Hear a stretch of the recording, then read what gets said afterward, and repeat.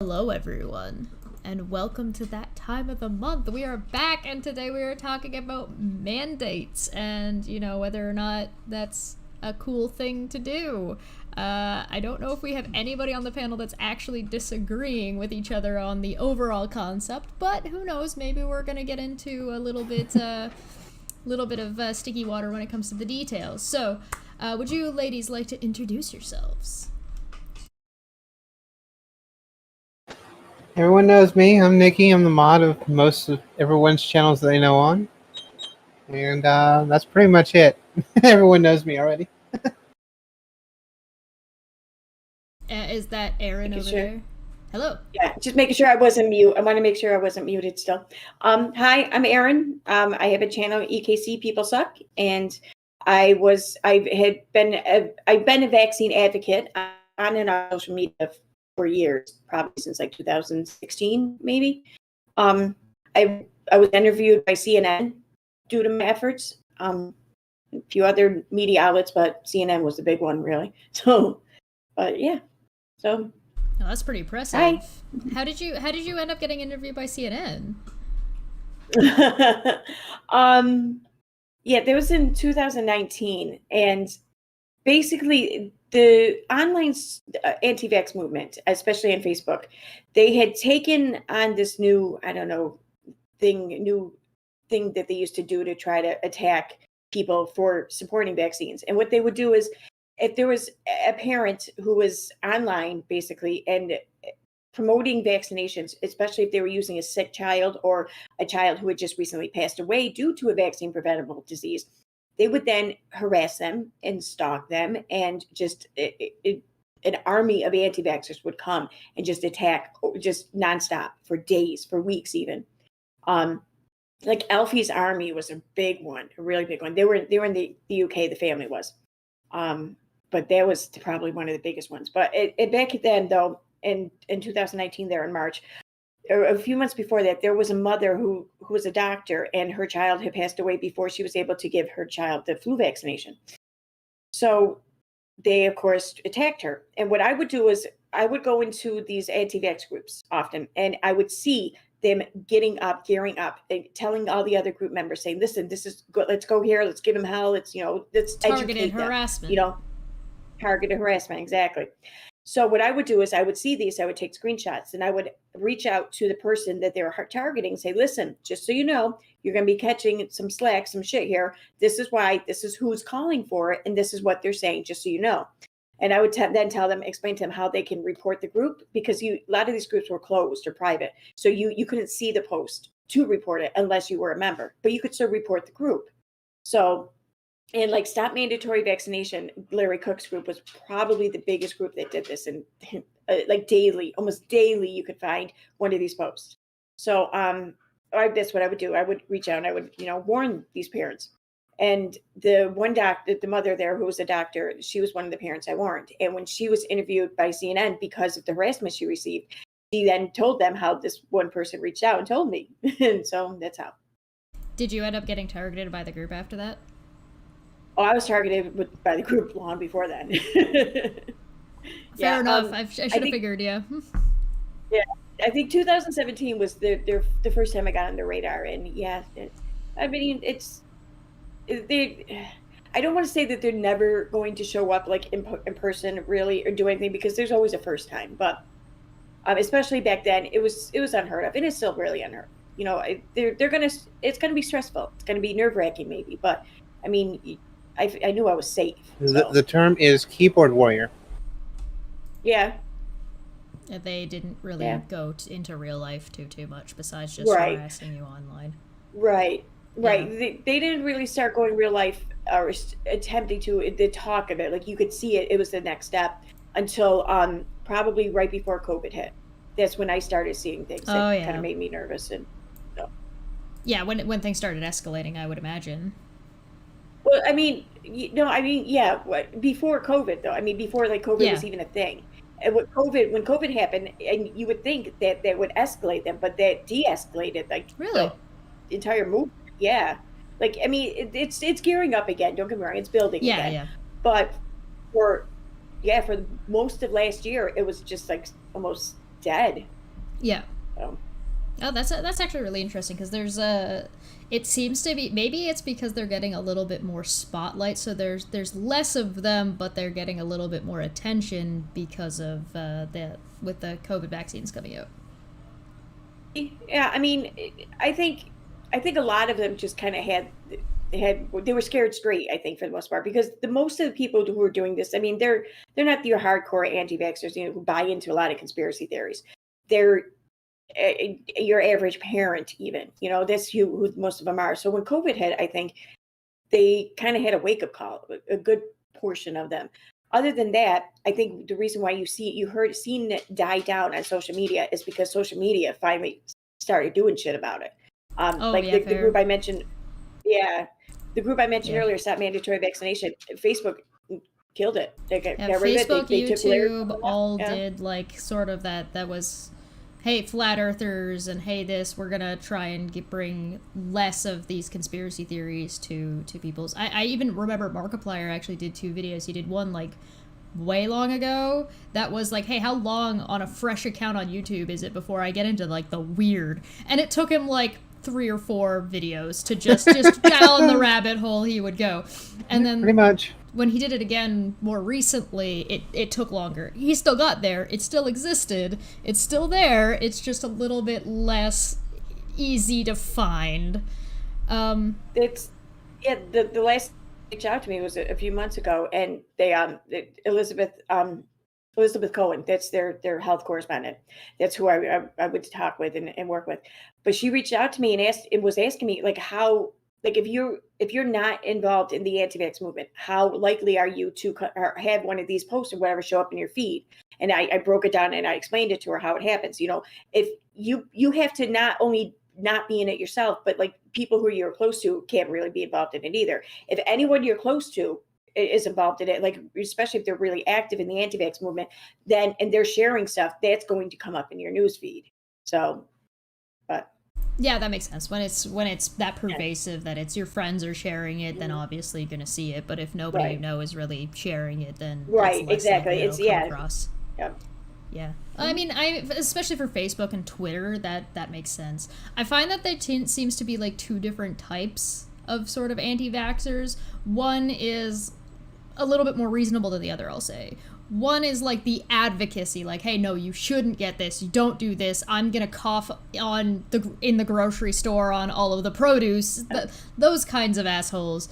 And then there's like the other people who I don't really think are that bad. They're just people who are uncomfortable. They're nervous. They don't want anything in their body. They're a little bit maybe more naturalist type people who are like, hey, listen, I don't even want any vaccines whatsoever if I can avoid them. I want as little what I consider of unnatural things in my body as possible. Like, I only eat organic food, stuff like that. And they're a little bit more, hey, listen, I'm going to isolate.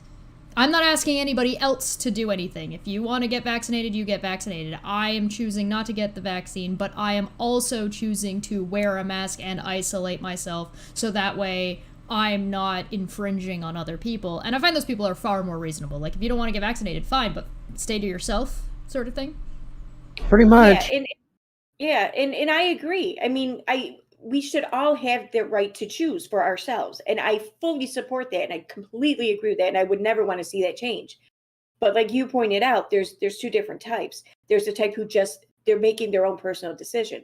Then there's the type who want to go out and convince the world. And that's the type that I take an issue with, because they're not medical experts. They're not experts in public health. They're not experts in anything, really.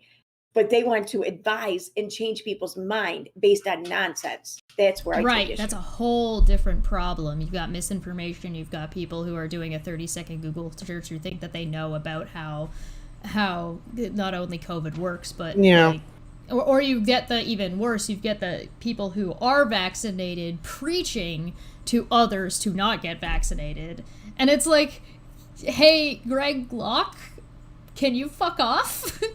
Yeah, and see, from my perspective, I cannot name or say which hospital I work for, but I do work for a government facility. And only half of our nursing staff are even vaccinated. It's free for our staff. 100% free. They can get it at the fucking hospital. But they That's a won't. little bit scary. That's a little bit scary Well, for a completely well, different reason, because you're working with here's the vulnerable thing, people, Tesh. right? Yeah. Here's the thing, and this is the reason why I said, yeah, I'll jump in on the mandate thing. Mostly because since it's a government-ran facility, the government has forced the issue. Either you get the vaccine within the allotted amount of time frame we're giving you, or you can go find another job. Yeah, well, that becomes the question, right? Should it be mandated? Should people have the choice, or should people not have the choice? I think in general, I'd see no problem in really giving people the option, provided those people are going to be reasonable about it. They're going to isolate. They're not running around licking ice cream tubs. Don't lick my ice cream tubs. I don't appreciate it. I don't care if you're sick or not. Just don't. Even if you're vaccinated, don't do that. Yeah. Please don't do that.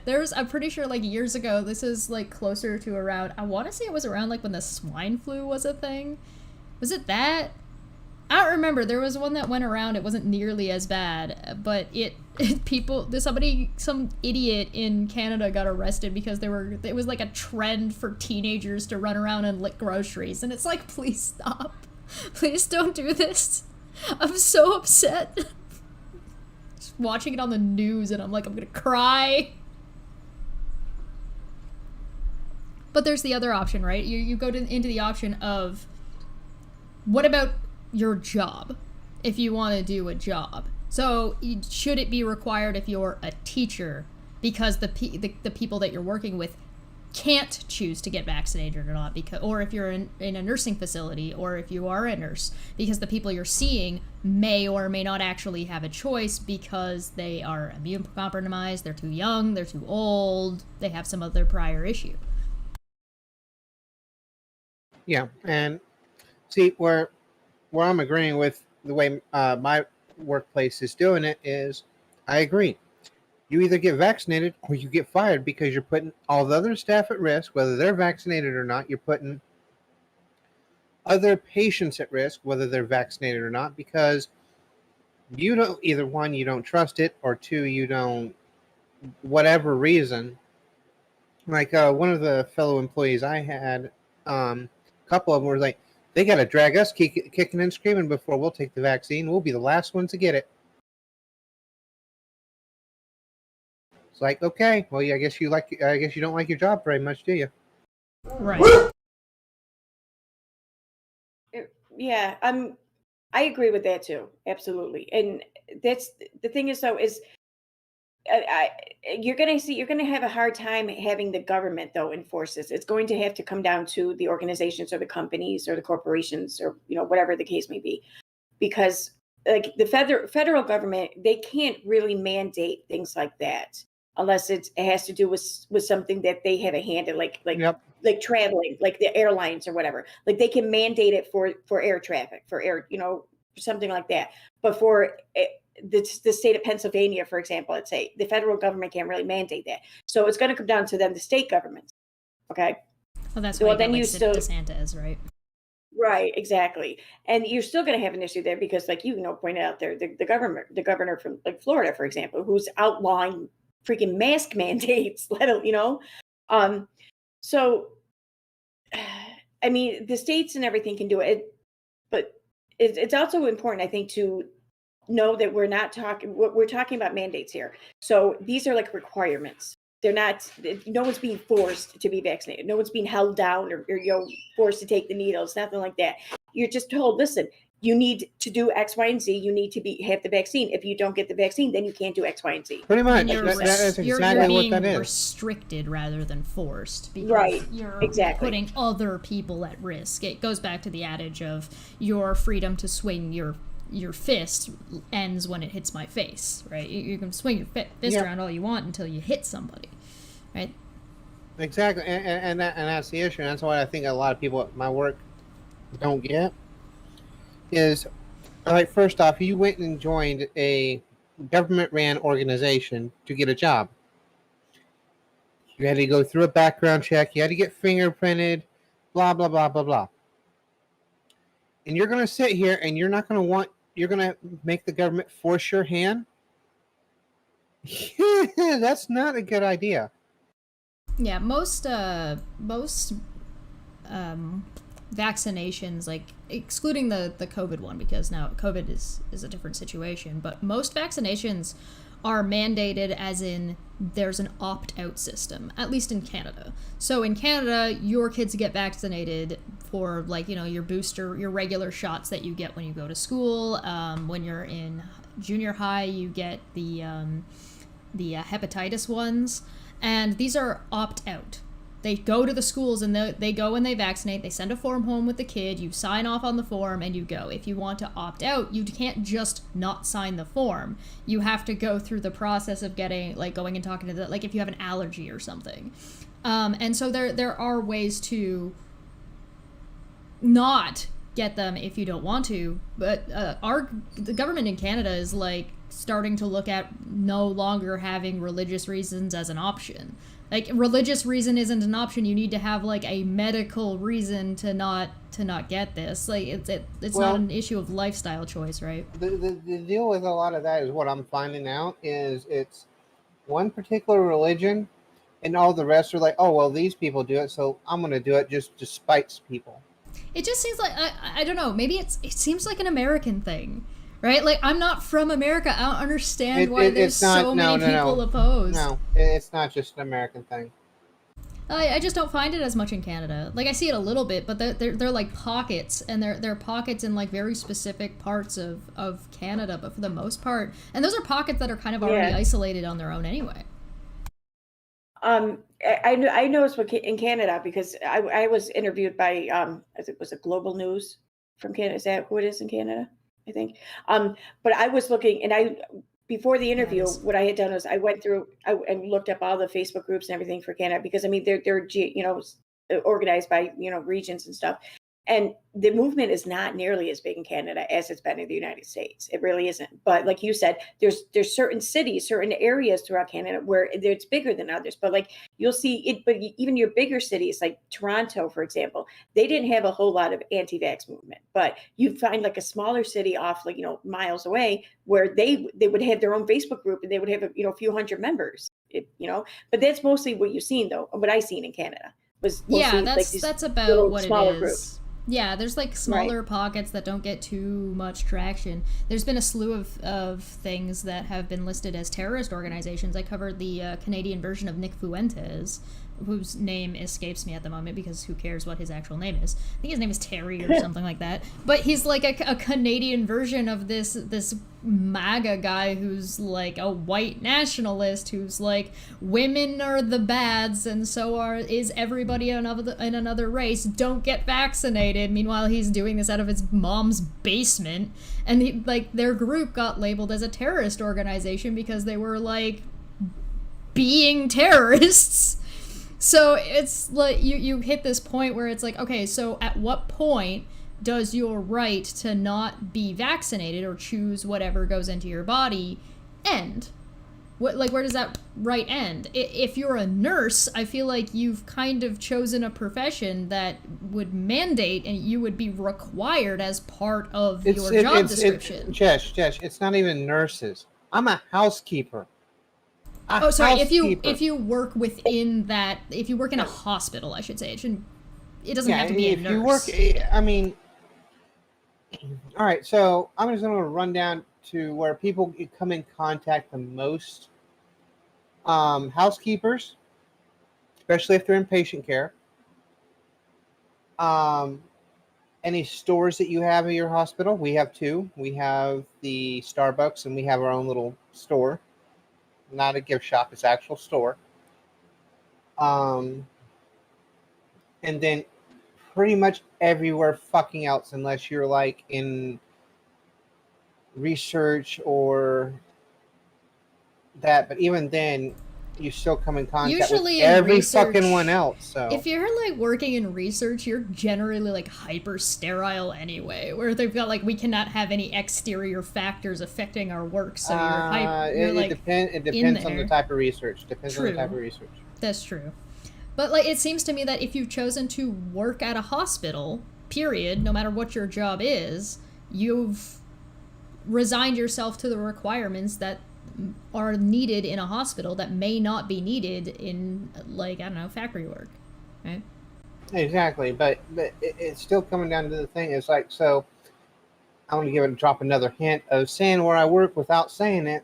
Most of the people that we see on a regular basis are elderly. Mm-hmm. Yeah. And I mean, I would argue too that if you work with the public, it should be a mandated thing. It could, because healthcare. I mean, you should, yeah, you're still working with the public, but I think it's a smaller, like, a group of the public, because it's people who require this specific service, or this business only. Where you work at something like, say, McDonald's or something like that, and you see people from all over, from all different walks of life, who come in for, because they want to eat, and everyone requires eating, Yeah. So I think it should be applied Restaurants to. restaurants Right. already have like a high standard of health requirements. Like, there are inspectors that go around to be sure that food is being kept in Yeah. a specific way. There's a degree of sterile environment that the food is being prepared in, et cetera, et cetera. Adding a vaccine to that seems to be something that makes sense to me. Same with healthcare as well. If you're a bus driver, yeah. I mean, I Yeah. would want it if Yeah. I was a bus driver anyway, to protect myself. Well, You know what I mean? It's getting back to what was it called? That was the whole start of the pandemic. That, like, hey, these jobs are the ones that are always going to be in demand, regardless if we're in a pandemic or not. What were they called? The essential workers. Essential fucking workers, and that is a long, long fucking list. I feel so bad for everybody who's working in those areas, because they got super shafted. These people should have been getting, not only should they be making, you're considered an essential worker, you ought to be making like $18 an hour. You're essential, you better be making $18 an hour. And then on top of that, with a pandemic going on, you ought to be making time and a half and hazard pay. Like, come on, like, these people are busting their asses, putting their life at risk. You ought to be at least paying them for their work. That pissed me off when that shit started. Can you tell? Oh yeah, no doubt. Yeah, no doubt. Well, I make just under $15 an hour, and another couple months I will be making just over $16 an hour. So I'm okay for right now. I also think that, like, if you're a teacher, right? If you're a Oh teacher, God, yes. Yes. that it makes sense to be required for your job, because again, there's a big difference between like something like the hepatitis shot, because like it's not as easily transferable. You know what I mean? Whereas COVID, Yep. like, what are you gonna start killing other people's kids? What are you doing? Stop! Don't do that. Maybe it's the same reason why, if you're a teacher, you're not allowed bringing a peanut butter sandwich and eating it in your classroom. Same shit applies. It's mandated that they can't do that. So what's the difference between mandated vaccine and mandated you're allowed to put this in your body, and mandated you're not allowed to put this in your body? Yeah, and it's the thing is too that I know I'm seeing and everything, and I'm imagining everyone else is.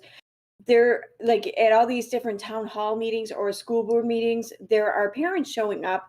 There are protesting not only just the vaccine, any possible vaccine mandates. I mean, they've been doing this in every state, because not every state has removed all their exemptions. Only a handful of states have only non-medical or have only medical exemptions left. There's a few states who removed all the non-medical. That's it. But what you're seeing though is the teachers and everything they're in support of removing all non-medical exemptions. They're in support of applying vaccine or mask mandates even to the school year. But the parents are the ones showing up at these meetings, and they're the ones protesting. Yeah, that's kind of they're the bizarre. ones protesting the law change. Why is the parent protesting a teacher's right to be vaccinated, or a teacher? Because as soon as you mandate it, the government's going to pay for it. So all the teachers are going to get it for free. Yeah. Mm-hmm. So I mean, I don't get it. It doesn't make sense. But I mean, the anti-vaxxers never really made sense. So I don't know. Man, yeah, I don't know. There's just, I think that, like, let's say you're a stay-at-home mom, right? Okay. Don't isolate yourself. Wear your mask when it makes sense for you to wear your mask. Don't go out if you can avoid going out, and don't get the vaccine. Now, you're putting yourself at a lot of risk if your kid is going to school, but your kid is going into an environment where they're not going to catch it from somebody else. They're not going to get it from a teacher, at the very least. So if you're isolating, then you're not going to give it to your kid, and your kid isn't going to give it to some other people's kids. But if you're not, and you're not vaccinated, and you're passing it to your kid, and your kid is passing it to other kids in the school, who are then passing it to whichever teachers, you're causing, like, let alone the petri dish problem. And that's the thing. I mean, to argue for your right to remain, completely unvaccinated, or to not fall under, the rule of mandates, it depends on everyone else doing what they're supposed to be doing their due diligence to, isolate themselves, to quarantine themselves when there's a possible exposure, to, wearing a mask if they don't feel well, to not going outside. I mean, this relies on a lot of other people doing their part. And when has that ever fucking been worked? the case? Yeah, exactly. When? That is a massive issue, and that's not just the United States. That's a worldwide problem. Right. Oh, yeah. Because a lot of people just don't like being told what to do. It's not that we're telling you what to do. If you want to get back to normality, fucking do what you're told right now, so it can be. We've been in this shit for over a fucking year. I'm tired of fucking wearing a mask, but I still fucking do it because it's my part to help stop the fucking spread. I'm fully vaccinated. I'm probably even going to go get the booster shot when it's available to the uncompromised people, just because it's my fucking part, so I can get this over with. There's shit I want to do that I can't fucking do underneath a pandemic. Well, there's a part of it that's reasonable and a part of it that isn't, right? So you can say that, hey, listen, I'm nervous about the vaccine because I don't know what it's going to do to me, because I don't think there's been a long enough period of time of testing. Like, we haven't seen, like, 20 years from now what's going to happen to the people who got vaccinated. Okay, I understand that. I understand that fear. I understand that concern. I get that. What I don't get is the government is putting a chip in you and they're going to shut our kids up by letting them wear masks in school. What? You can talk through a mask, right? No. It comes down to I can't see your facial expression. I can't see this. I can't see that. I can't hug you. It's like... And how is that a good reason? That's the most important fucking thing in the entire world. But yet, your grandma, who is living life to the fullest in her fucking old age, or grandpa or whatever, but fuck them because they're immune compromised because of their age and their immune system's kind of worn out. You're gonna say fuck them because they're gonna die anyway. Fuck off. Or survival of the fittest. That's my favorite. The one, yeah. Survival of the fittest. You know what it's gonna turn out to be? It's gonna be.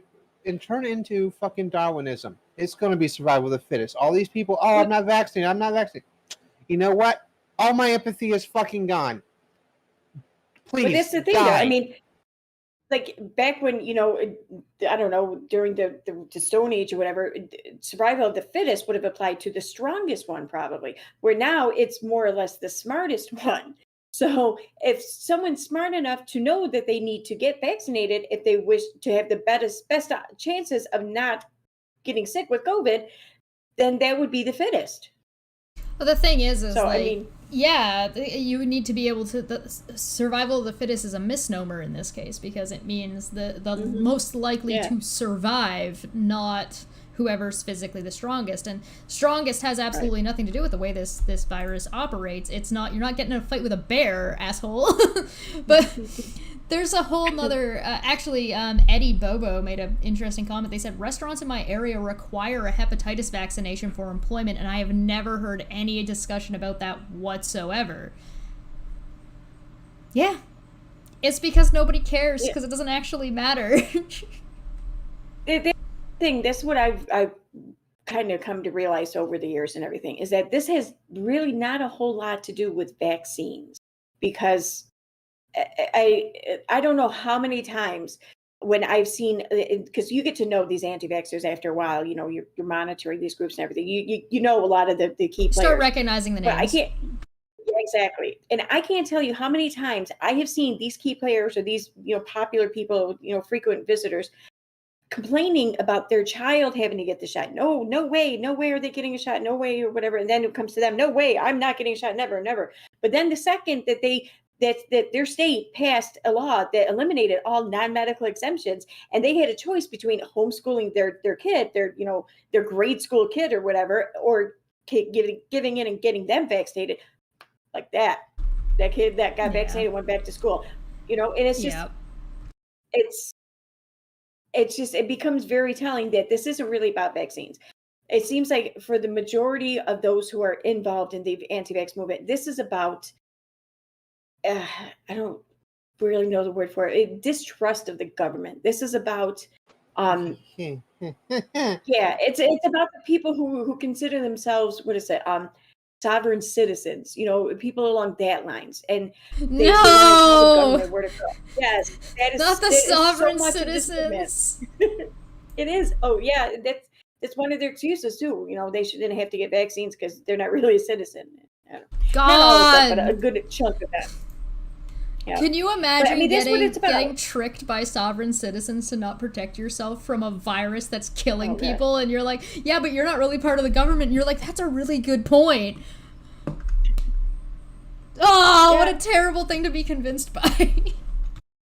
Yeah, it's true though, because these are all the same. A lot of the overwhelming majority of anti-vaxxers are the same people that you hear or see them saying, no big government, less government. They don't want people involved in their shit or in their business, and they always threaten, hey, if someone comes to my door to vaccinate my kids, well, we can go shot for shot, little Second Amendment there, throwaway, oh my God, yeah. The worst thing is they're saying, oh, this, then this, because it infringes on my rights. The fuck if it does. Now, you want to infringe on your rights? Okay, here's the thing I mentioned on Twitter, and I think Chess saw the fucking comment I made. How about this? All you non-vaccinated people, how about you go stay in the room where these fucking COVID patients are, that are on fucking respirators, that are physically spewing out the COVID virus. You go in there, you can wear a mask, that's fine. Go in there, and oh wait, now you've been fully exposed to them, you've breathed it in. Well, you're not going to be like the nurses who can come and go as they please, because the nurses at least fucking suit the fuck up. But you're going to stay in that room until you have to go to the next one. Your body is in that fucking bed. And then we'll see if it's worth it or not. It does seem to be an issue of people not understanding the consequences, right? Or thinking that the COVID is just a flu. Or thinking that, oh, well, it's not really I want to preface this. I am sorry. I am a bitch when it comes to this because I'm tired of hearing my fucking coworkers mad. Bitch about this shit. Because you guys worked in the fucking hospital. They're not going to be your coworkers hired. They're not going to be your coworkers about soon. Fucking mandates for a government fucking job. If you don't want a government fucking job, don't work for the fucking government. Well, there is the government. So Aaron brought up the difference between what the federal, the difference between state power and federal power, right? And Governor DeSantis in Florida. I understand that, but the point was, this is they're working for the government job. Yeah. I mean, a U.S. federal government job. Yeah, but I'm making it. They can enforce their will however they want. I'm making a different point because they're the federal government. But there's DeSantis was saying, hey, listen, if you're a school, the schools don't get to decide. The state is deciding for the schools, and the state's saying you are not allowed to put in a mask mandate at your school, and the schools were like, we're gonna do it anyway, though, because we don't want to die. And then DeSantis says, if you're a school that does this, I'm going to pull your funding. So you've got a governor that you're cheering for, and you want less government intervention, but your governor is actively going out of his way to stop your kids from being educated, and you don't view that as the government overstepping what it can do? Hugely. I don't think he has any legal leg to stand on there. I mean, I want to say that there's federal legislation that's been put in place over between like the 80s and now that stops any state governments from doing such things like that. I'm not Like sure the how No it goes Child with Left funding. Behind law, even Yeah. I think, I'm not positive either, but I want to say that there's things in there that kind of prevent that. Well, you want to hope, right? I don't know. The other thing is Yeah. that I guess the Biden administration stepped in and answered DeSantis and said, "Okay, you go ahead and cut their funding. We'll make up the difference." So the federal government is going to start funding the schools in Florida. And I'm curious to see if they either match it or if the schools in Florida all suddenly all just like quality just. Florida we're is going to funny, get that federal though. money. Florida's funny like that because the state has a ton of your right-wing politicians that are elected in office, but it seems that its citizens kind of support socialism a bit. Like there's only one place in the entire country where this has happened, and it's been such a success. Was in Florida. I can't remember the name of the city, but it's a socialized grocery store. It's amazing, and the whole town loves it. It's Like, because it's Canada's. amazing. There's a lot of Canadians in Florida. And I think that there's also a local government, city or state, and they may be the ones who actually fund the grocery store. I'm not sure, but I mean, they pay the way the workers there and everything get paid like a living wage. It's like, I don't know. It's like every Republican's worst nightmare, but it's flourishing in Florida. I mean, and it would, because there's a really big difference between like something that ends up being government overreach, which you can do a little splash of socialism and still do capitalism. I'm not against capitalism. I'm all for capitalism when it's done properly. I'm all for splashing in some socialism, but you don't have to expand your government to have additional social programs. You just have to manage your government better. Exactly. Yes. And I mean, like, I don't see how our government can or how our country can really, I don't know, improve from bigger federal government or more federal government.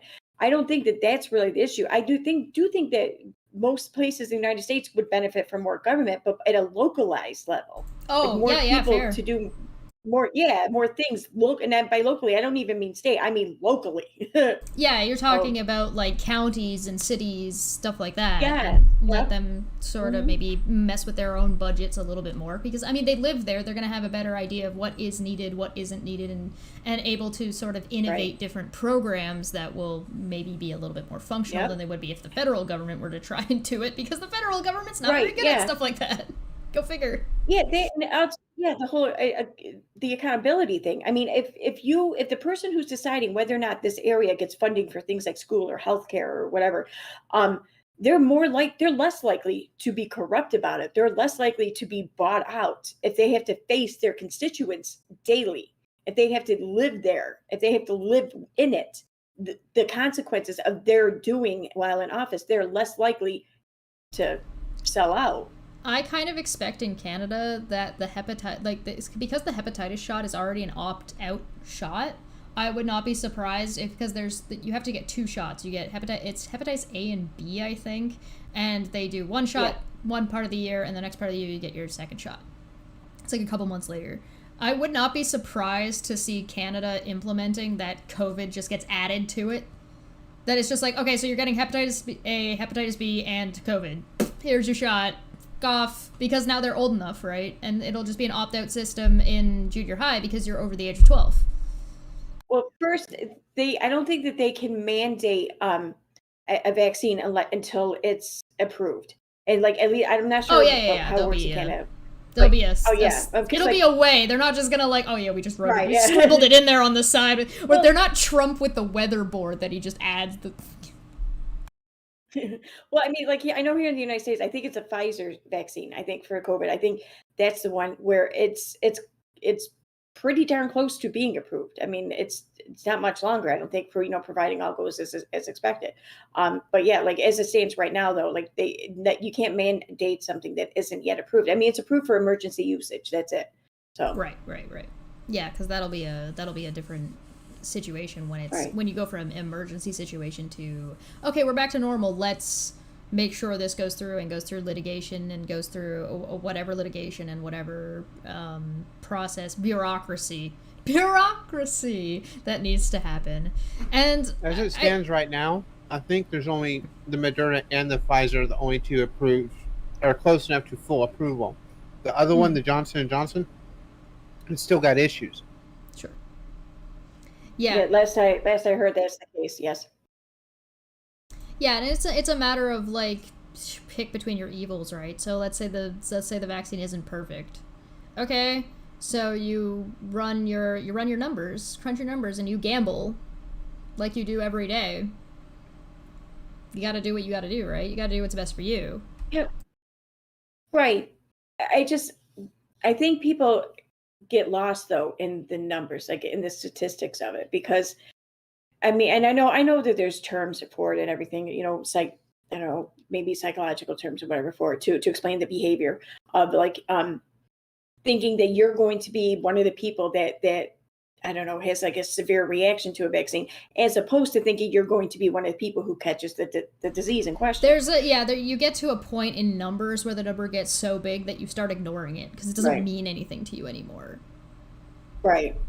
Yeah. And the thing is, what a lot of people don't realize when it comes to vaccines in general is how overwhelmingly safe they are.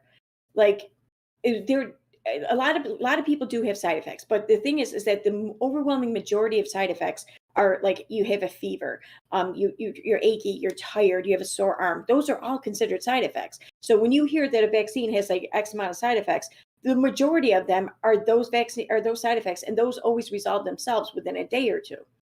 Your more serious side effect, yes, and your more serious side effects, what one of them. Maybe it's the flu shot. I don't remember. It was suspected, I think, to cause. I can't remember what it was. It wasn't Bell's palsy, but it was something. But it was something that would resolve itself. But it was more serious.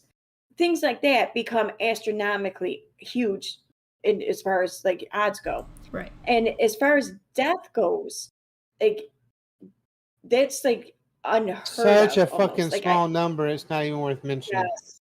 Right, it's a matter of, I think, what is basically people need to start being able to recognize as something like fear tactics and fear language and the rhetoric that goes along with it. It's like, oh, there are side effects that you're going to suffer from, and it makes it sound like forever? And it's like, well, no, you're going to be tired and feel like shit for 2 days, and then you'll be fine. Oh, okay. This is not that big of a deal, but if you just say, oh, you're going to suffer from side effects... All right, well, Such here's as? a perfect example. So, I'm already vaccinated. I got mine way before this mandate was starting to go into effect. They're giving these people up to almost a week worth of sick leave to use. Now, Friday I had 2 people get vaccinated that I know of. Know them fairly well. I've been working with them off and on in my department for a minute. One literally looked like he was about ready to throw up right then and there. The vaccine did hit him hard. The other one, who works in a patient care area and thus is a mandatory area that needs to be manned by housekeeping, she's like, well, I'm tired and my arm hurts. And my fucking back is hurting. Fuck off. It's like the severity is going to hit people differently, and it's like I got it. The first one, my arm was sore for like a day and a half. The second one, I slept for like 2 days because I got a fever for one of the days, and that was it. So I was just like, I'm just gonna sleep. I think our management staff finally realized, if we're going to make them get the shot, guess what? We're going to do it at the end of the workday instead of at the beginning. It's probably the smart thing to manage, smart resource management. That's what I'm saying. Just have good resource management. That's what the federal government's job should be. Resource management. They would suck at that too because most of the fucking... Yeah. But if it was their only job, they would have less of an excuse. The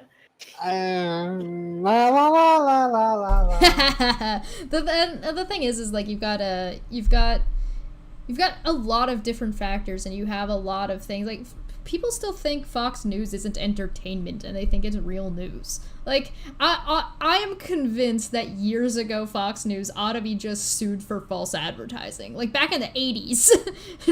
Don't pretend you're news. Well, I want to say that I'm not sure how this classification takes place, but where they classified themselves was under entertainment. Yeah. From like the day that they were, conceived or whatever. They've always registered themselves or whatever as an entertainment channel. Yeah. They've always you'll notice in the bottom corner it says Fox News Entertainment, but it's like little tiny in the corner, and they try to present themselves as if there's real news, and it's like, hey, maybe. You know what's funny though? Fox News mandates all their employees be vaccinated with COVID. Oh, you mean there's people like Tucker Carlson running around saying that you shouldn't get vaccinated, who's vaccinated and is fine? Do as you're told, not as I do. This is the thing that blows my mind. Yeah. These are the people who are like, hey, I don't want Big Brother controlling me. Hey, I want to be able to make my own decisions. Hey, I want to be able... But they just literally do everything that everybody tells them because they're so susceptible to fear tactics. Here's a question. How many of the people that are these big YouTube channels or big net on any of this, how many of them probably already have the vaccine but are telling people not to? Because people are fucking gullible. I mean, a lot of I would be surprised. I would be very surprised to find out that DeSantis is not vaccinated if he's not. I would suspect that Governor DeSantis is vaccinated. I guarantee you he probably is, because your tactics work both ways. He's probably like, oh shit, I don't want to die. This is like Donald Trump saying, hey, no, global warming isn't a problem. We don't have to worry about climate change, while he's moving his properties and setting his properties up for climate change. He needs to move out of Florida then. He needs to move out of Florida because Florida's all going to be underneath water. Why is it okay for Fox News to mandate vaccinations but not a school? Exactly. Yeah, and why is it that these people on Fox News, Tucker Carlson, like you mentioned, they will try to incite and everything their viewership to fight these vaccine mandates for the school, but none of them have ever made mention to the mandates at the very organization that has them on TV. And why is it on the parents to why would a parent fight against vaccines for teachers? The teachers should be the ones fighting for that. They are the ones who have the voice there. They're the ones getting vaccinated. They're not forcing vaccinations on your children because your children are too young to be vaccinated. Well, see, here's another thing, too, that I've been mulling around in my head for a minute. People don't understand how much bullshit we come in contact on a daily basis anymore, either. Like, take, for instance, I live in a reasonably sized city. Several million people. The hospital has 2,000 employees. At any one given moment, just try to think of, oh, this person came in contact with this person came in contact with this person, and start tracing a web back to someone who got exposed to COVID. How fast this shit is spreading. And think about that in just my hospital is literally the size of a small fucking town in the United States. Yeah. So it kind of falls under the issue with, oh, well, I'm going to get vaccinated just so, what is it, Alabama? That's got like no ICU beds in the entire state. And the response you get is, well, go somewhere else. We literally just had to open up ICU room in our hospital. It doesn't even have to be that you're going to the hospital for COVID and you need ICU. It could be that everything is taken up by COVID stuff, but you got in a car accident. And now you're going to die on the side of the road because there's no emergency rooms for you because of all the people with COVID. Well, it's not even emergency. Emergency rooms get rotated fairly quickly. It's the ICUs that's the problem, or MICU. Right. Those are not able to take care of you. Yeah. And not only that, but a COVID ICU room is slightly different than a regular ICU room, because the COVID ICU room has got to have a separate type of ventilation system. This is also the same kind. This is the same group of people who's like less government intervention, less money spending. Like we want to spend money here, but not here. Ventilators aren't cheap. God no, and it's just a bad look for a human being to be on a ventilator. Just period. Yeah. And these are also the same people too who will try and fight and everything and call you a communist if you support universal health care. These are people who don't know what communism is. Exactly, yes. But I mean, these are people who are trying to push and support, what is it, the life ministries, healthcare or something. Oh, that shit you told me about the other day. Yeah. No! These are the same people who try to push and argue on behalf of this, who would then argue against, Medicaid or Medicare and any other universal or social. You gotta tell my chat what that is, because they're gonna be like, what? Please explain this to me one more time. Okay. I hate everything about this. I want to pull it up. Let me get the exact name and I'll send you the link to the video that. Yeah, you can share it in here if you want. You can share screens. Oh, okay. Do it up. Oh, also staff shortages. Yeah, that's another thing. Yeah, we have that. Definitely have that. So you got people risking their lives for other people who just don't feel like it.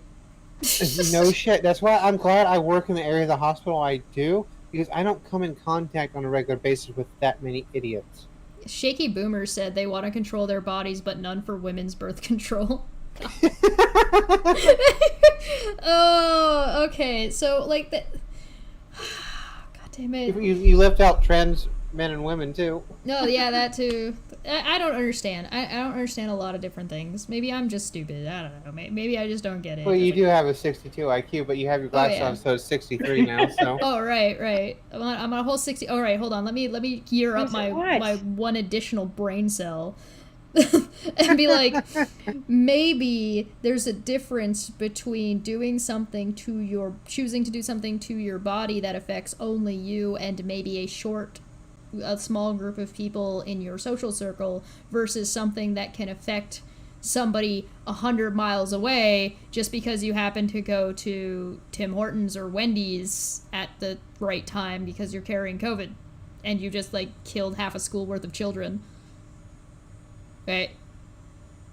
Like maybe me choosing to get an abortion is not quite the same. Like, even if you want to say that you're murdering a child, sure, okay, I'm fine with going with that argument, sure. So I kill one person to get an abortion versus 300 people because I decided not to wear my mask, and more if I decided to cough on groceries. Stop coughing on groceries! You nasty! So, it is called Healthcare Sharing Ministries, HCSMs. They advertise themselves as a more affordable, faith-based alternative to health insurance.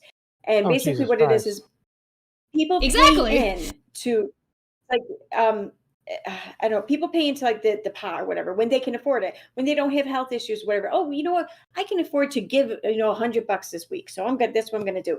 And then the ministry, they determine who gets their bills covered. They determine who's, I guess, deemed worthy or whatever of having their shit paid for, which means basically if you, if you're a woman and you were assaulted or something, but if that happened while you were leaving a bar, well, maybe you shouldn't have been drinking, so apologetics. We're not going to pay for your shit. Yeah, that's exactly what it is. If you're a gay man or something and you contract a sexually transmitted disease, well, sorry, we don't support gay people, So that's only one of the problems with this whole thing. But yeah. I don't know how to share screens in here. I tried this. I'm not very good at it. But right beside the camera, there's a little window. If you hover over, there's like the mute and the hang up and the camera. It's right beside between the mute and the camera button. It'll say. I see that. So if you click that, it'll pop up with either a window, or if you want to share a display, you have to click over. But when the windows pop up, there'll be a couple of different windows, and you just have to scroll through to find the one you want. And then click it, and then it'll do it. Let's see. So I hit just go live? Yep. Oops. So yeah, it's my last week tonight. You can play the audio in here too if you turn the audio on. Okay. So I don't have to hit, like, I can just hit play and it'll play. Yeah, you're good. It's super easy.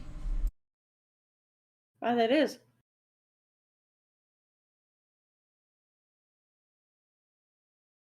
Wait, why can't I hear it? Oh, because you muted. I don't know. Wait, no, you should be able to mute without muting it. You've got audio, right? Yeah, I did mute myself though, so that's why it might have been it. I don't know. It shouldn't have muted the stream. I mute my audio all the time. Wait, hit play again. I don't know. This is gonna bother me. Why is that doing the thing? Okay. Oh, you ended it. Shit. Ah! Sorry. Oh no, you're fine. You're fine. This is what this show's all about. Oh, Nonsense. what is it doing? Oh, because I went to large screen. I went to make it large. Oh, yeah, that would do it. Yeah, that would do So, it. and that's I didn't know that they would do it. Okay. All right, so here we go. It's okay, we're learning. Okay. Okay, yeah, I don't have audio. That's weird. Wait. Usually I get audio pretty easy. Whoops. Did you lose audio? Yeah. Oh, yeah. I didn't have audio at all. That's weird. Here, pass it to me. Pass it to me. I will do it. Pass me the link. I don't know why I'm not getting audio from you. That's weird. Cool. Yeah, send me that. There we go. I will do the thing. I don't know why that's causing problems. That's strange. Normally that is not a non-issue. Hopefully this plays in Canada. We're gonna find out. Da-da-da-da-da-da. Aaron, you're muted, by the way. Okay, it plays in Canada, so that's nice. Hooray. Alright, I will share screens. Boop. There you go. Hey! Alright. Can you guys see that? I'm gonna hit play. Oh. Moving on. Our main story tonight concerns healthcare, the field responsible for repairing organs, treating cancer, and removing foreign objects from rectums, which have recently included a plastic turtle, a fork, 6 magic markers, and a cat toy bell, which, credit where it's due, is the most promising advancement in cat hiding places since Under the Dresser. Okay, hold on, I have questions. Was that all with one person, or was that multiple people? I need to know. You have questions. I was about ready to say the same. That's why I started giggling when I heard that. I have This questions. sounds like a really fun Friday night. Yeah, right? Somebody's having a good time. Access to healthcare is a big problem in America, and one of the key reasons is that health insurance is often linked to employment. Why is that the case? Well, because we do it wrong. There is a right way to do it, but we don't do it that way. We do it the wrong way. And this is a particular problem at the moment because employment is still down 7.6 million jobs from its pre-pandemic level, all of which means that's many bad. are struggling to find healthcare coverage right now. So they might be intrigued if they stumble on an ad like this. My healthcare costs were gonna double this year. Doubled. It was down to healthcare or my I student hate loans. commercials like this so I found a much. better way. It's neighbors helping neighbors. Liberty Health Share. It's freedom from insurance. At Liberty Health Share, we support each other and keep health costs down. We're changing the way you're paying for healthcare. This is the way it should be. We're all Does this sound like communism to anybody else? This sounds like communism to me. You think? Exactly. Okay. It's like health share. That's... Alright, let's keep going. Ah, I hit the wrong button. My bad. Whoops. There is a helping neighbors. Liberty Health Share. It's freedom from insurance. At Liberty Health Share, we support each other and keep health costs down. We're changing the way you're paying for healthcare. This is the way it should be. We're all in this together. Move to Well, China hold and on, tell me the because I'm same not sure how thing. together you all are. What I saw there was a bunch of people together with warm lens flares, and then one weird older man very much on his own in black and white. It makes me wonder if, like, in the lore of this, he makes a good point. It makes me wonder if the lore within this world is that he died, and so that's why he's like, this is a good idea. Well, my thing is people get hung up on the difference between communism and socialism and lump them in the same thing. They are vastly different. Yeah, you should probably clarify. Name one true communist country that has succeeded as well as a capitalist country. Well, but Hold besides on, that, let me finish on this one because I need to get this thought out. Some say China, because China's been communist for a while and they've succeeded where Russia failed. Here's the thing about China: their government is capitalism, or is communism. Their economics is capitalism. Oh, and Hong Kong is a huge exception. Yeah. We don't talk about Hong Kong. Hong Kong is its own entity. We don't talk about Hong Kong is its own entity. Oh, okay. So I think to be clear, though, for people who are watching, the difference between socialism and communism tends to actually just be the amount. In communism, everything goes and then everything spreads. In socialism, some might come out and then get spread to everybody, rather than everything getting taken from everyone, or everything getting taken from a select few. It amazes me how, like, capitalism and socialism, like, those are ideologies, okay? But socialism and communism, those are ideologies. But capitalism is an economic system. So, Exactly. I mean, I don't even know Right. what the three of them are thrown into as, comparable to begin with. But people try to Right. and have lumped them into as an economic thing, and it just don't fucking work. Well, they've tried to say Cough, that USSR. communism and socialism are the same thing, and they're just not. No, they're not. I mean, if that was the case, then the United States, as the clusterfuck that we are, would not have a police force. We would not have certain things because those are socialist constructs. Yeah, and then the thing is like for a lot of stuff, if you're curious about a successful happy mix of socialism and capitalism, I definitely recommend checking out Sweden. Sweden has a really interesting way of encouraging innovation within capitalism, as well as a really interesting way of having capitalism/socialism schools, which is really interesting. So, like, a school is both capitalist and socialist, and it's really interesting. So I definitely recommend checking that out. But let's hit play on this. He's in a slightly different thing, and we're not going to say why, but on some level, I think we all know. That ad is for something called a healthcare sharing ministry. And if you haven't heard of them before, you may have come across one and not even realized it, because they have been growing fast in the US. And the key phrase in that ad is freedom from insurance. Because the most important thing to know about healthcare sharing ministries, or HCSMs, isn't just that they can be cheaper than health insurance, which they can, is that they are also not health insurance. Generally, they are non-profits where people who share religious beliefs, usually Christianity, agree to help cover each other's medical bills. Here is a heartwarming story about what one of them looks like in practice. Okay, before the story, so it's basically like the tithe that you're paying to the church goes into healthcare? Like paying for medical bills? That's what it sounds Kind like. of. Only you don't. It's not the tithe you pay into the church. It's the tithe you pay into the health insurance plan, the not health insurance plan, whatever. You don't. So they like don't a take business? the donations. Kind of. It's kind of like if you attend a church and you give your donation in mass or whatever week. Well, that goes to church needs. But if you want to join their health insurance or health not insurance plan, then you have to give money to that, basically. So it's different, but I don't know. It's very confusing. It sounds kind of confusing. It kind of sounds sort of scammy. Yeah, exactly. Yes. Okay. All right. We're praying for a young lady named Kimberly. Bob Stedman and his family are praying for someone they've never met.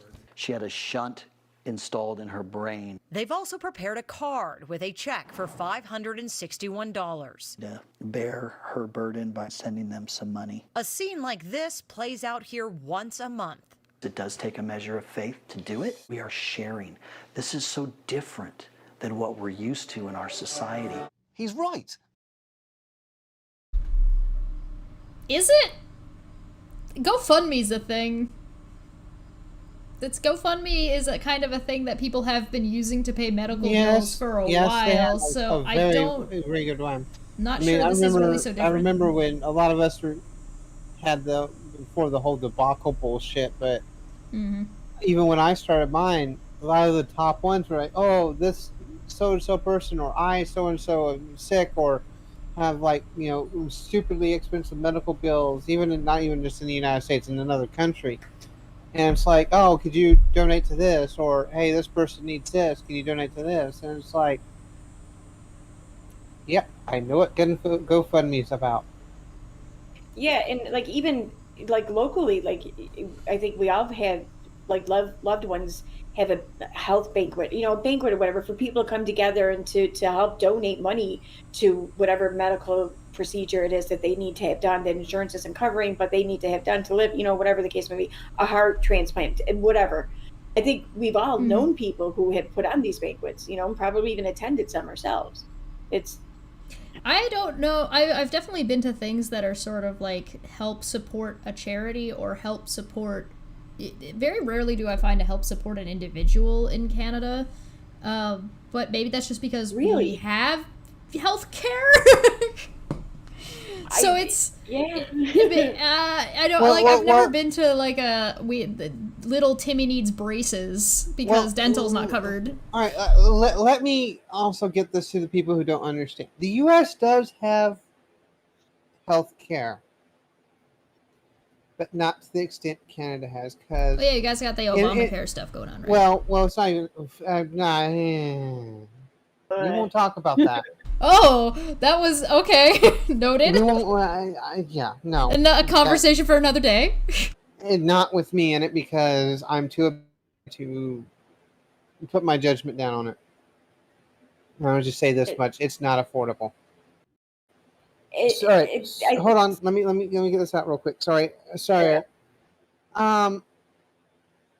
My issue is it's not that healthcare isn't affordable, because you can get healthcare. It's going to suck, but if you go to the ER, you're going to get treated, regardless if you can pay or not.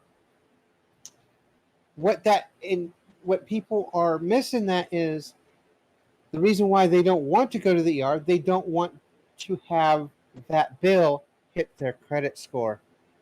Maybe I'm unclear when I say healthcare. Yeah. I don't mean to say you guys don't have hospitals or or insurance or ways of doing things. It's not that. I think that's where a lot of people outside the United States just don't get that concept. We still take care of our people.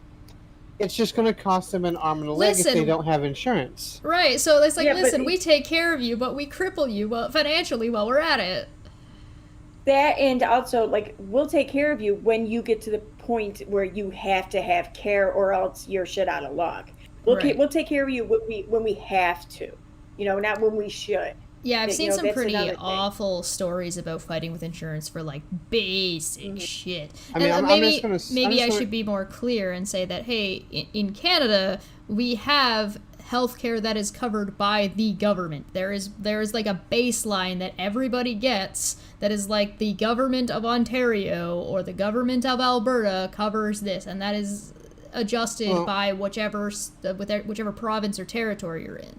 And then you can have whatever insurance that you're provided through your workplace or buy into whatever you want after that. I'm going to put this out there. As someone who does make not necessarily a living wage, but close enough to one. But because I got other shit that hits me really hard every month, I can't afford healthcare coverage. Now, luckily, for the most part, I don't technically need it because of me being a veteran. But that also limits where I can go for other things. You've got government health coverage in another place because you were in the Army. Navy. Or sub, sorry. Yeah, but it's still limited. I mean, there's Yeah. I mean, well, the Canadian stuff is limited too. Healthcare right? wise, will do a lot of shit for you, but they are still restricted by certain things. So does anybody else think it's a really bad idea for churches to step in and take over this spot? I mean, churches, No. it makes sense No, for they churches to do don't. charity stuff. It makes sense if they, I can't, to a degree, this makes sense to me, to be like... Here's a perfect example. So, I live in Kansas City, to no one's surprise, because I've mentioned it I don't know how many fucking times. We have a great hospital called Children's Mercy. It's specifically catered toward children. I live right down the fucking road from it. They are church-backed. I think there's another hospital that's not very far from me, too, which is college-backed, but is also church-backed. It's one of those weird ones where it's where the college kids go to learn, and it's backed by a church. And then you got the VA hospital, which we got the hospital and like 2 or 3 other clinics in the greater Kansas City area, which is a fucking massive fucking area. And that's all government ran. So, and there's a massive difference between the hospitals, too. Well, sure, yeah, there's a difference. I'm not talking about them providing insurance, though. What I'm talking about is them providing a charity. So remember how I was bringing up the fundraiser? That, have like a donate to the church, it goes into a pot, and if somebody from the church gets very ill, we throw that money at them so that way they can get whatever help that they need. It's not insurance, it's not coverage, it's just a way to help out your local community, like very, very local, like the people that go to this church community. So yeah, maybe $5,000. I think that would work. I think that would work. I don't think that's what these people are doing, by the way. This is not what these people are doing. Right. I was gonna say that would probably work for a small group, but the way they're trying to do it, it's gonna be national wide and all that shit. How are you gonna verify outside? All right, so say I'm an atheist. I just say fuck it and pay into that. And then it comes out I'm not atheist. What are you guys? What are they going to automatically drop me from taking care of my medical bills? Well, what they'll do is they'll deny you when you make a claim. Well, I'm calling it a claim, but it's not really a claim. It's a request to have your bill paid for. When you submit your request, they will deny you. And see, that's fucked up. Mm-hmm. That's why. Yep. That's why I don't think religion should have any part in any of this. Right. Shit. Charity, right. Trish, you're right. Yeah. Charity, fuck yeah. I have gotten a lot of charity from churches. On the other hand of that, something like this, fuck no. Right, and you'll see as the video goes on, he gets more and more in depth in it, and it not only is it just it's really fucked up. I mean, there's no denying that, but it's really fucked up how seriously some people are taking this as a replacement or an alternative. Yeah, and that's dangerous. Let's hit play and see the stories.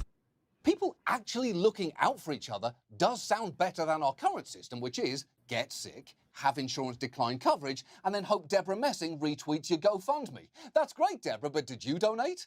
Did you? Did you, Deborah? And it does feel more personal sending $500 a month to a stranger in need than to a company that sounds like someone made up a word after getting a shitty Scrabble hand. Perhaps that is why the local news team who covered that story seemed so moved after it ended. I mean, can you imagine being that person and getting the check in the mail, not knowing that someone was going to help you, and then suddenly you have all this help? Right. It's all about faith, isn't it? Faith that it's going to get paid, faith in God, and it's just amazing. It's incredible. Yeah. Hey. All right. I mean, it's certainly nice to get a helping hand from strangers. I would be super happy to get 10 grand just dropped in my mailbox for me. That'd be great, wouldn't it? But like, I can't live my life based on that. I can't have that expectation. And if you set that expectation, you're setting people up for failure. Exactly. Of course they're into this shit. Faith, strangers, coming together. Throw in a runaway dog who found his owner in the hospital even though he'd never been to the hospital, and you've got yourself a Schedule 1 local Dr. news Airbud. And HCSMs are definitely an alternative, but as you've probably guessed, because you're learning about them on this show and not what if John Oliver was somehow less angry, less English, and had Jack Ryan money, there are also some significant drawbacks, which, depending on the company in question, can range from the disquieting to the disqualifying. So tonight, let's talk about healthcare sharing ministries, what they are, what they do, and more importantly, what they don't do. And the first thing to know is HCSMs have actually existed in the United States for decades. What? These things have been around for decades? I guess I forgot about that part. I mean, this was the first I heard about it, but I wouldn't surprise me. Where have they been? Hiding under a rock, problem. What? What? If this was so effective, then you'd think we'd have noticed them by now. Right? Serving small, insular communities like Mennonites and the Amish. However, the 2010 Affordable Care Act included a loophole that exempted uninsured people from paying the tax penalty if they were a member of an HCSM, and that was that's only taxes, immediately though. appealing to anyone who wanted to opt out of Obamacare. In fact, some HCSMs, like Liberty HealthShare, one of the biggest ministries, have specifically targeted a conservative audience. Liberty has run ads on The Blaze and also sponsored CPAC. In fact, remember that famous gotta moment own those when libs. Trump molested the flag? The Liberty logo was an eyewitness to that crime. No! Liberty even made its sales pitch directly to the CPAC audience during panels like this one. If you want the government to take care of you and you think they do a great job doing it, health sharing is not for you. If you want to stick it to them, sign up for Liberty Health Share. And that gets into the whole mentality. That gets into the whole point. Like, hey, listen, I want to stick it to the government by not sticking it to the government in the slightest. If you want to stick it to their government, take advantage of the healthcare options and use up all of them all the time. That would use their money. That would stick it to them. I don't see how, like, the government being like, here's some money. What, are you going to light it on fire? It's about making a statement. I don't know. Is there any part of this you want me to jump to? You're muted, Aaron. I don't quite remember all of it. Like, I just remember, like, the whole thing was good. But I mean, I know, like, towards the end, like halfway or so was like when it starts to turn. You said I remember just getting really invested in it at that point. But other than that, I don't know. All right, I'm gonna jump ahead a little bit and hit play and see where we're at, because I don't want to play the whole 22 minutes, right? Right. To sit on the couch and eat bonbons all day. Wow, that is harsh. But I will say that judgmental tone is very much in line with how these ministries operate. Do people really deserve healthcare coverage if they eat junk food or don't exercise or are gay? Just fix it. Eat a carrot. Go for a run. Rub your penis or vagina on someone else's vagina or penis respectively. It's really not difficult.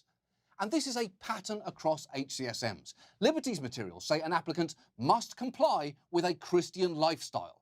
And among the exclusions on Samaritan's Which classic Christian program, you'll find that they lifestyle? might pay for treatment for an STD, Right. but not if it was contracted by sex outside of marriage, and that the member has to explain how the disease was contracted. Presumably, the hotter the story, the more money you get for ointments. Vanilla missionary shit isn't going to get covered here, bud. You better have gotten gonorrhea from an earlobe if you want Samaritan's attention. But sweeping moral judgment isn't the only leeway that these organisations have.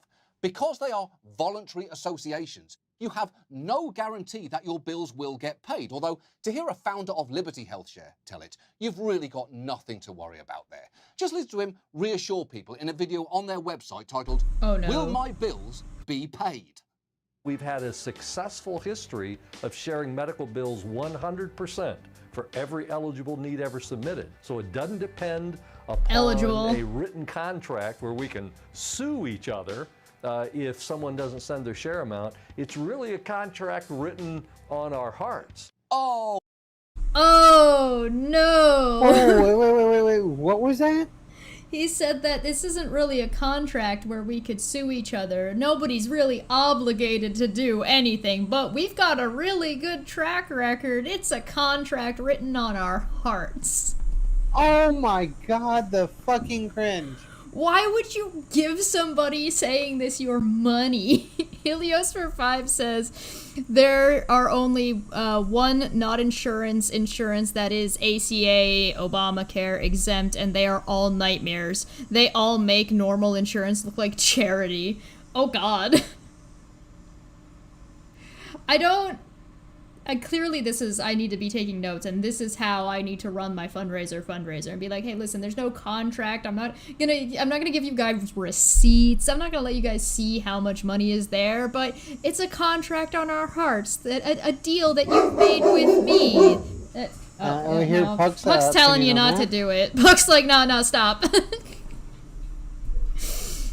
All right, so back to mandates. How would a place like this pay for your if you got COVID? I don't know. I think it would all depend on where the church kind of falls as far as COVID goes that day. I mean, that day. Yeah, I say that day. There may be a bit of an exaggeration. That month maybe would be more accurate, because I mean, it seems like you were pointing out earlier, like about sticking it to the government. If you really want to stick it to the government, get off their healthcare and pay into ours or whatever. And the thing is that people who and this is what I was like referring to before with the whole anti-vaxxers. It's about sticking it to the government, but it's not, in a weird way, because the same people who argue against socialized healthcare argue against it because they fear that people will take advantage of it. They will use it unnecessarily, and and everyone else will have the cost of it, an arm and a leg or whatever. So when they say it like that, then they're protecting the government. They're taking on a protective role for the government. Don't take advantage of the government. Yeah. But yet they hate the government and they want to stick it to the government all the time. So I mean, that's the thing. It's not really about vaccines. It's about doing whatever. It's about objectivism. Dare I even say. Really? So yeah, that's what I think. I think that there's a lot of objectivism rooted in the right wing. They've all been reading Ayn Rand's Atlas Shrugged.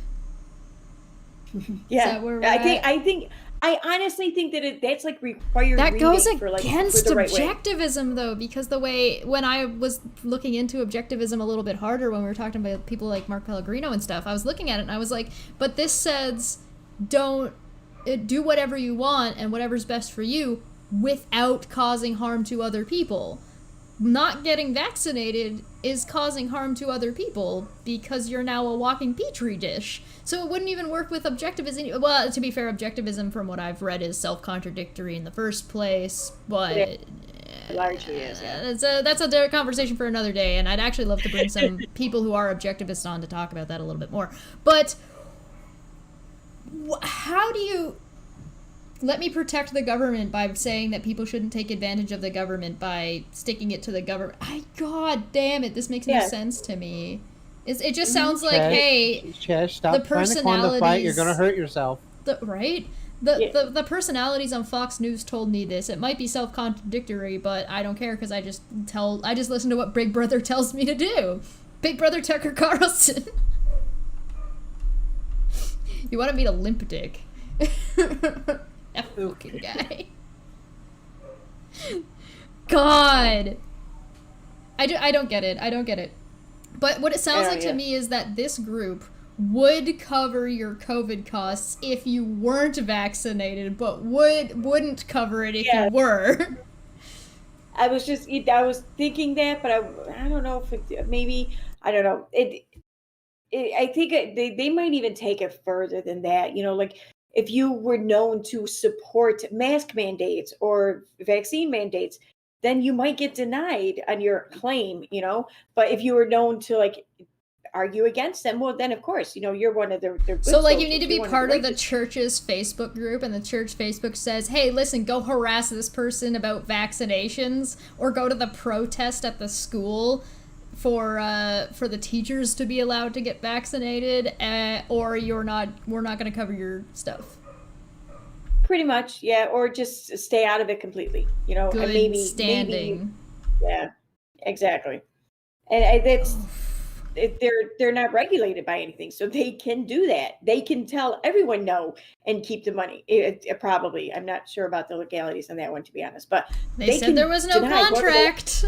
Exactly. Yeah, they can deny whoever they want for whatever reason they want. You know, it's crazy. But I mean, it's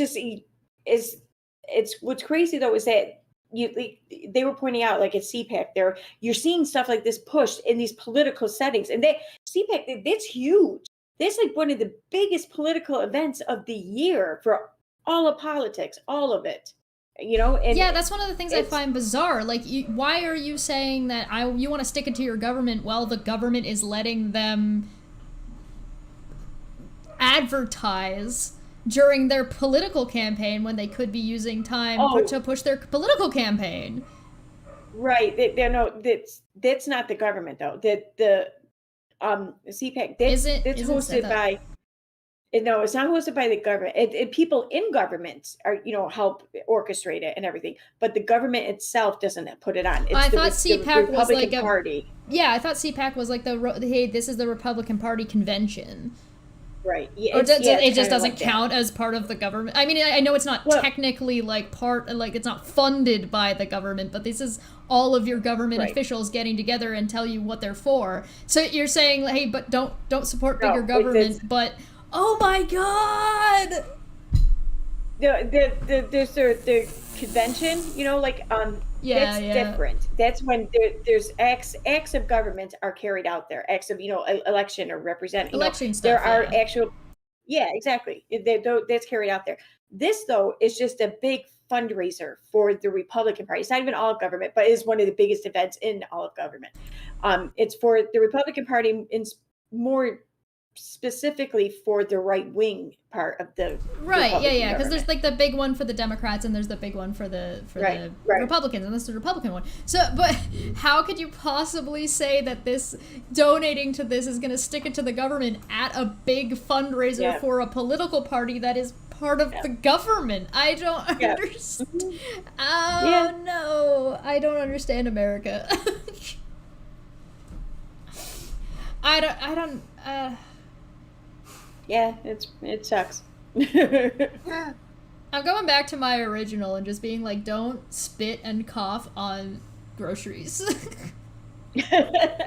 I need to take it back. I need to take everything back. Just listen, we've gotten way too complicated. We need to bring it right back down to bare bones basic. Pre-COVID, post-COVID, during COVID. Don't spit or lick shit in the grocery store. Thanks. Step 1. I can't no. Is there anything else we have? Because now my brain is melted. No, I'm good. You're good. Aaron, do you have anything you want to spring on us like that? I love John Oliver. Oh no. Well, I mean, just in regard to like vaccine mandates, I think, I mean, like I was saying before, you can't force people to get vaccinated. Obviously, you can't, and you can mention like the whole Jacobson v. Massachusetts, the whole precedents and everything as far as actual mandates and everything being put in place. But I think more than anything is that people will end up choosing to get vaccinated when there are like requirements and everything in place for things like school, for school or for work. You're finding like in places like hospitals, for example, when that hospital does put into place vaccine mandates, like for the flu shot, that's been a big one, that the overwhelming majority of the staff that weren't getting the flu shot will then start getting the flu shot. And so you're saying like a lot of these people who are like, I'm not going to get vaccinated. Oh my God, my workplace is going to fire me. They're going to get the shot and then they're going to be fine and they're going to keep the jobs and it's going to be like a big hullabaloo about nothing. Right, exactly. I mean, you're going to have some people that are just, too headstrong or too sensitive, whatever. They're going to just say no regardless, whatever.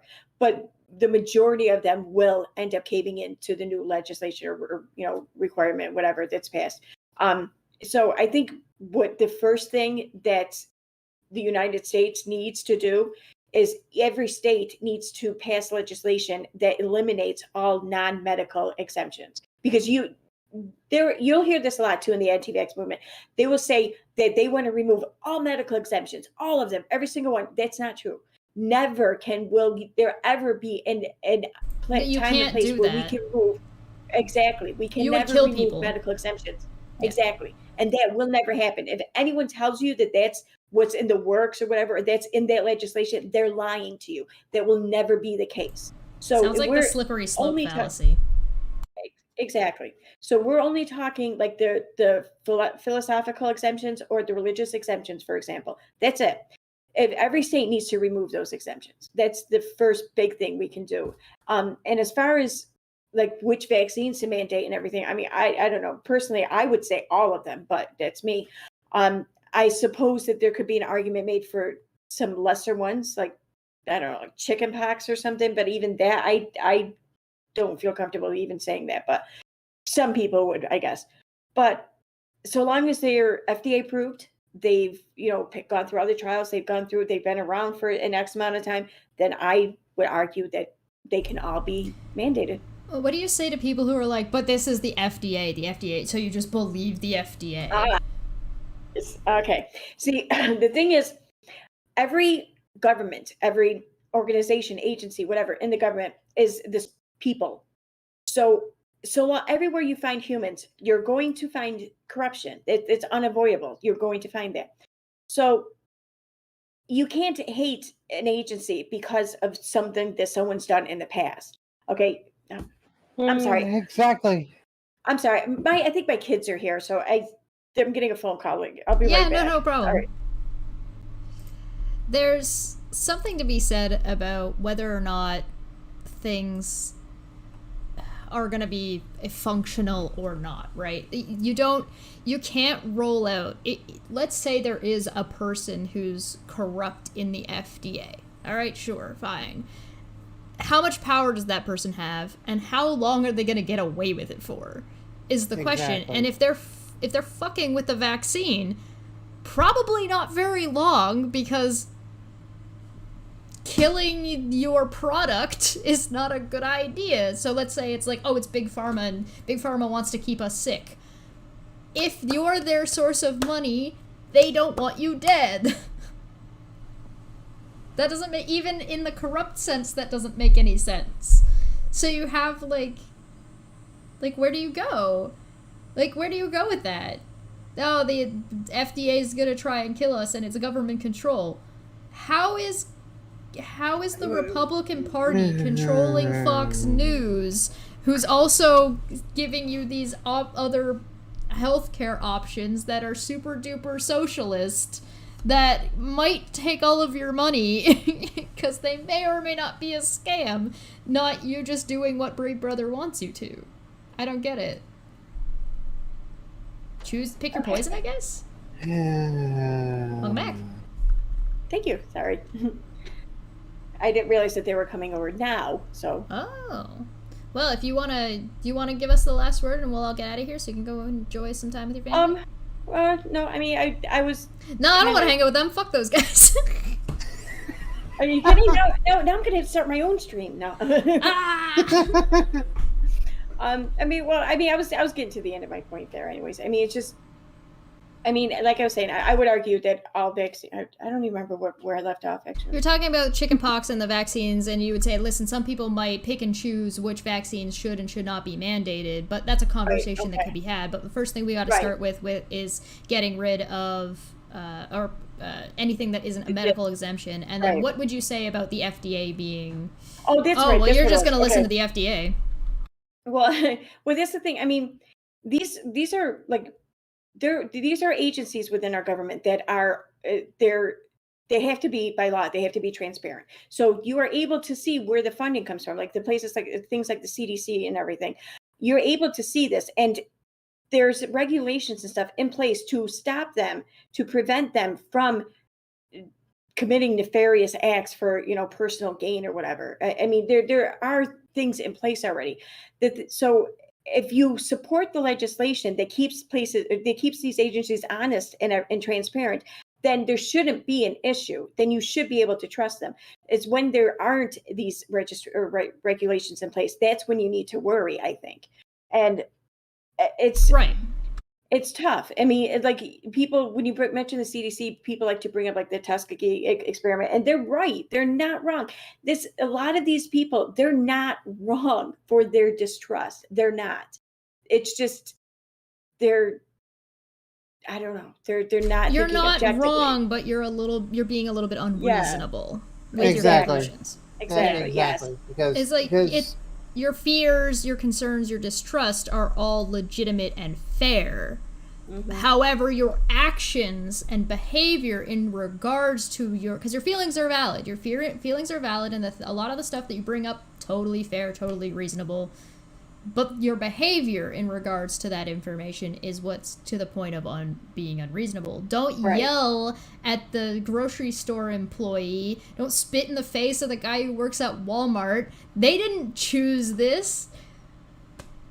Yeah, exactly. And don't close your eyes or your ears to your mind to evidence that's contradicting what it is you're already believing. Your personal bias or belief.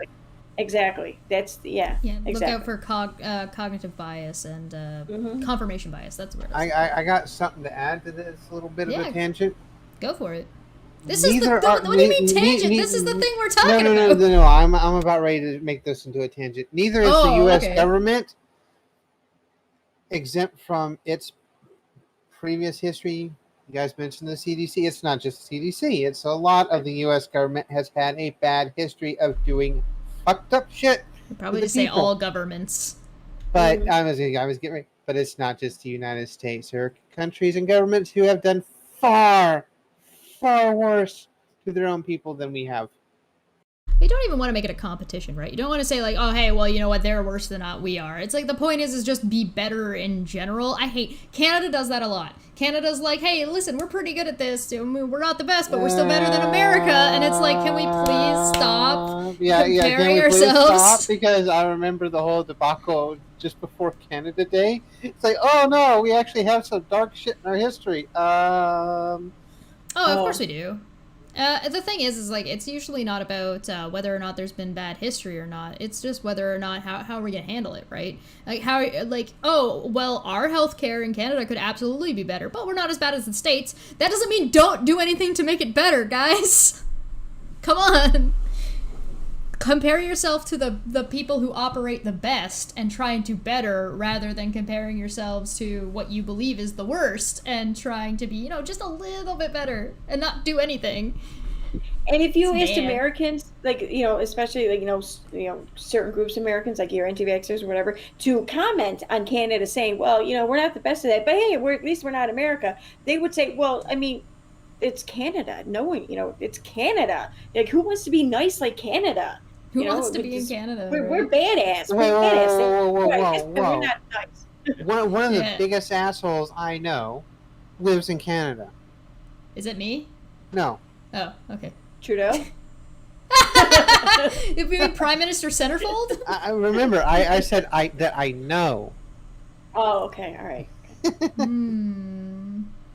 I don't know. I think that I just don't think it's a good idea, because even if we do this thing better than America, then America does this thing better than us. And so to make these kinds of comparisons is just not helpful. Just look at what you've got and see if there's a way for you to be able to improve it, right? And I think that's the best way to do. Now, that doesn't mean don't look at countries who have opted to do these kinds of programs as a framework or as an example of how it can work later down the line, because that's something that I find is bizarre, to be like, oh my god, this is communist and healthcare is horrible, and oh my god, you can't get the COVID vaccine. Meanwhile, like up in Canada, we're like, yes, get everybody vaccinated all the time, go get it, we're falling behind, oh my god, we're awful, we're fine, we've had it for a long time, we've had healthcare for a really long time, and our country didn't collapse, and we're not communists, so it's okay. You don't have to panic about it. And usually if it's fear-mongering and panic, you should probably just take a step back and be like, okay, let's take the fear language out of this, let's take the rhetoric out of it and look at the facts of the matter. what's been very telling about this from this pandemic is you think about how the country shut down, okay, in the United States, the country shut down. But yet during this pandemic, there's been these payments made to so many of its citizens. It's not a lot of money for granted. And it really, the United States came in like dead last almost in regards to this. But for a country that kept saying how there's no money to do all these things over the several decades that I know of, anyways, it's amazing how there was that much money to do all the things that the government did this past year. That just tells me that there's a lot more money available at the hands of the government than any of us ever even begun to conceive of. I mean, yeah, that's what it's kind of shown me. Remember, right? We are the country that spends more on our military spending than the next 20 fucking countries. By a lot. It's not even close. Is it like we spend more than like the next 10 countries combined or some shit like that? Yeah, 20 combined. 20? Is it 20? Okay. Yeah. There's the thing is, like, a lot of workplaces will do this. Amazon will be like, we can't afford to raise minimum wage. We can't afford to raise minimum wage. We can't afford to raise minimum wage. Minimum wage goes up and they have absolutely no problem matching it, and they're fine. And then there's no harm to the company whatsoever. It's the same reason why you get places like Amazon, like Apple, like McDonald's, who have all made money and posted that they've been making money throughout the pandemic. So it's like, maybe do capitalism correctly and things won't be so garbage. Maybe. Yeah. I don't know.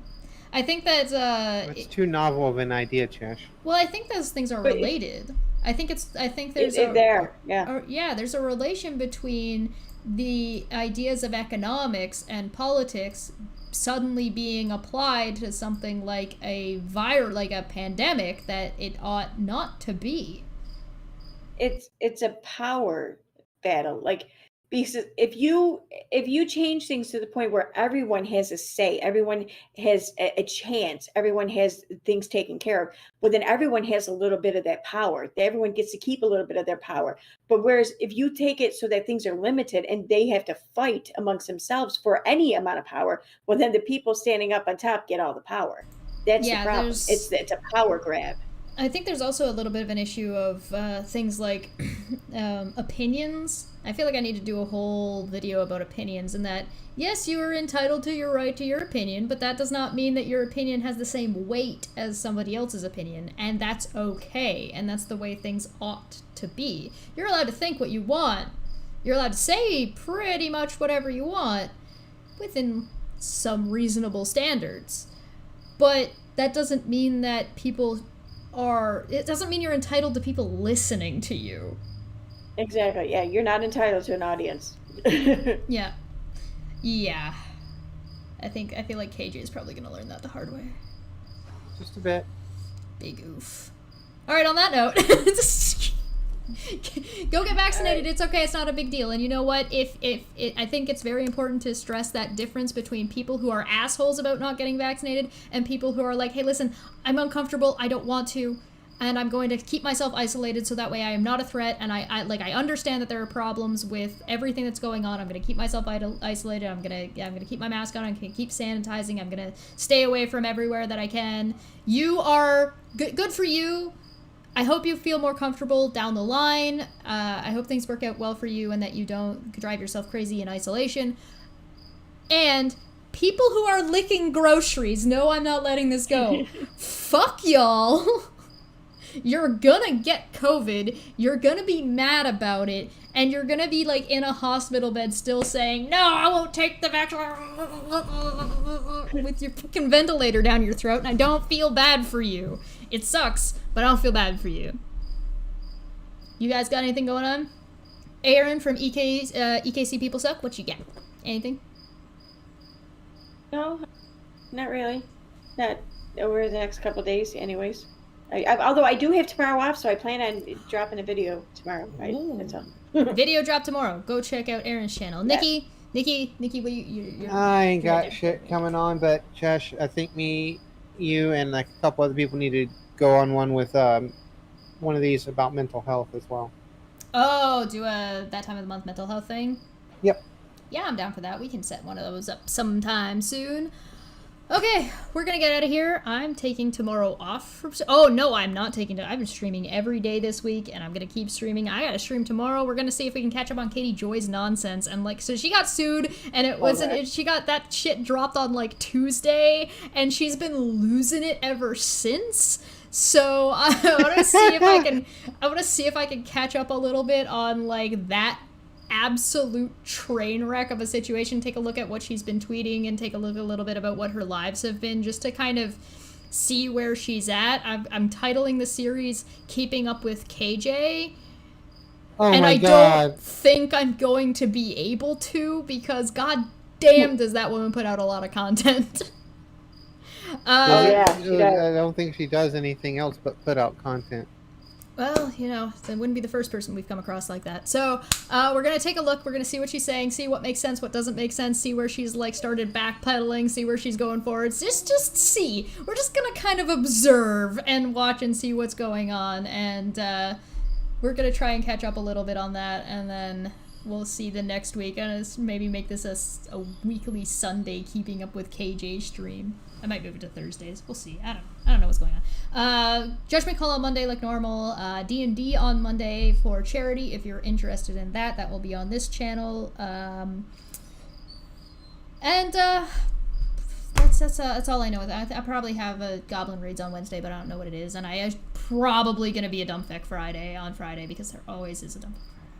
But definitely check out the last one because it was really good, and I will have a video dropping sometime next week about my bloggy nonsense of that Gordian knot that I keep talking about, so we'll see you guys soon for that. Like, sub, thank you for super chats, go check out Erin's channel, go find Nikki wherever the hell she's hanging out because she's all over the place. And I'll see you guys next time, and bye! Bye! Bye!